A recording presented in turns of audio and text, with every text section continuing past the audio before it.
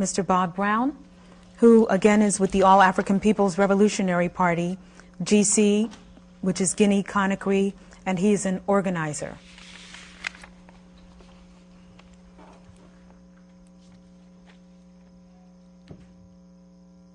We want to thank those of you who are here in this audience today.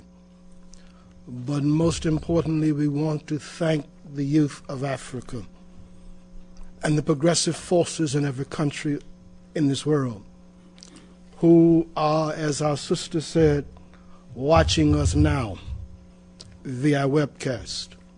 The Nation of Islam's NOI.org webcast, which is either live now or will be live this afternoon. The All African People's Revolutionary Party, GC, which I have the honor and the privilege to work with. We were on conference phone calls internationally in 6 countries last night, finishing and tweaking our website. And we are also broadcasting, webcasting through the A-APRP-GC.org. And one of the reasons I am late, because we pushed the button on 50,000 emails. Africa is on fire. Africa is on fire. From Cairo to Cote d'Ivoire to Pretoria. The youth of Africa are in the streets, sometimes confused, sometimes manipulated, sometimes misused and abused. But Africa is on fire. Because once again, Africa is being interfered with through the National Endowment for Democracy, through aid, through the National Democratic Institute, the National Republican Institute, the AFL-CIO Solidarity Center, who have taken the place of the CIA. We crushed the CIA. We crushed the CIA. They could not operate on campuses in this country in the 1980s. Somebody brought them back. We're going to push them back. We fought the FBI. We refused to go to the war in Vietnam. We refused to go to the war in Vietnam. And our slogan was simple: victory to the Vietnamese. Victory to the Vietnamese, and the Vietnamese won. The Vietnamese won, and we helped them. Africa is my mother. Africa is my mother, and once again, as has happened in 2,000 years, Africa is being raped and pillaged and despoiled once again by this gang of Euro-American murderers and thieves who have struggled to control Africa for almost 2,000 years. They want the oil. They want the oil. They want the coal train in the Congo. They want the coconuts in West Africa. But the real issue is the banks.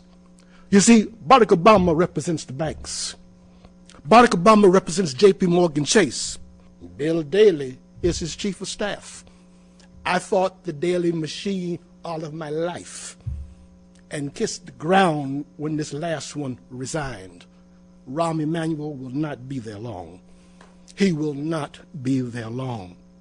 Barack Obama, who is my little brother, not my president, my little brother, I have been in the movement longer than he has been on this earth. We need to speak to him. We need to speak to him very carefully, because he is either a conscious agent of the enemies of our people, or he is a fool. Or he is a fool. He needs to go back to Harvard Law School and redefine the question of just war. He's not Humpty Dumpty. He's not Humpty Dumpty. The words do not mean what he says it means simply because he, quote, has the power to define. The concept of just wars is dripping with the blood of indigenous people of this hemisphere. The concept goes back to the debate between Sepulveda at the Vatican over whether or not indigenous people were human beings, whether or not they could be converted, but more importantly, whether or not their land could be stolen. It is the concept of just war where you see the Western Hemisphere. It is the consequence of just war that I stand here today. I did not come here on the plane like Obama's father did, on Tom and Boyer's CIA airlift. I did not come here on that. I was not born to be at Harvard, although I did have a full scholarship for the University of Chicago, but I chose the University of the Movement. I chose the University of the Movement. Barack Obama must understand, this concept of humanitarian intervention, this concept of humanitarian war is dripping with the blood of African people. They came to Africa to civilize us. They came to Africa to save us from Africans. They came to Africa to stop our cheese from buying us, so they say. But they have records of slavery all over the world, but I ain't seen one bill of sale. I ain't seen one bill of sale. Africa is on fire. We have 65 countries, not 54. Nkrumah was clear. The islands belong to us as well. Canary, this one, that one, they are not yet free. They are not yet free. We have the privilege of knowing Libya. When the history is written correctly, Kwame Ture Stokely Carmichael's first entry into Africa was through Libya. When in 1967, when he stopped on his way into Algeria, and from Algeria all over North Africa in the Middle East, and then to Conakry, Guinea, to meet Kwame Nkrumah, to meet Sekou Touré. We are the inheritors and continuators of the revolutionary theory and practice of Osagyefo Kwame Nkrumah, the late first and beloved president of Ghana, and of Ahmed Sekou Touré. We know Libya. We know Libya. When Muammar Gaddafi and the September Revolution came to power in 1969, we were panthers. We were snake. We danced in the streets with the Libyan students who were here. The first contact of our cadre in the United States was 1974. The Nation of Islam has a long history back to 74. You know about the mosque that Muammar Gaddafi gave money to build, which is still there. You don't know about the money he gave to Shaw University, because it was no need to tell you about it. It was no need to tell you about it. We know Libya. We know many of the guerrillas today and former guerrillas from every area of it. We have sat in the little tea shops in Tripoli with countless people who came to Libya for support, who came to Libya to live, because they were being persecuted, because they were being chased. We know them. We know their history. And we know the ones who stand with Libya today, and we know the ones who are ungrateful and do not. We had the honor and the privilege when these murderers bombed Libya in '86 to organize demonstrations, small, qualified, militant. I had the honor to go to Geneva to meet the plane of wounded in '86 with Mohammed Meshdoof of the Revolutionary Committees, and stepped off the plane and had bayonets and guns in my back.